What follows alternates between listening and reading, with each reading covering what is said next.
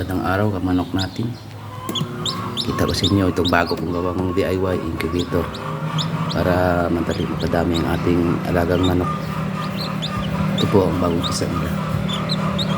Yan. Para madaling dumami ang ating alagang manok, gawa tayo ng DIY. Kaya DIY lang pala kung wala tayong pambili. Ito. Itong kahapon ko lang na isa lang.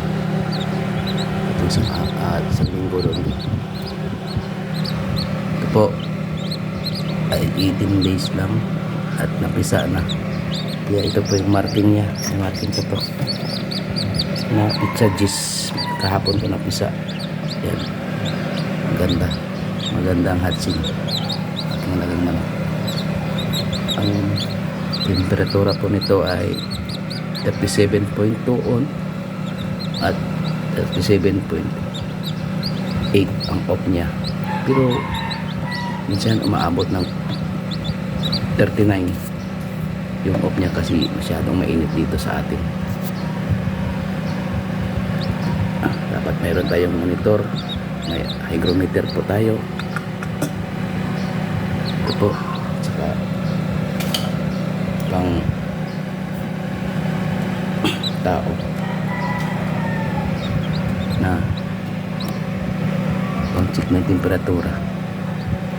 Ito na po ang ginawa ko, DIY lang po.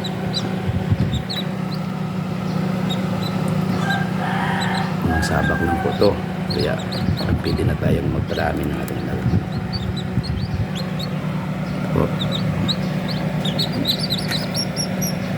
Ito si Isyo ng Brahma. Yan, ibalahibo yung paa niya.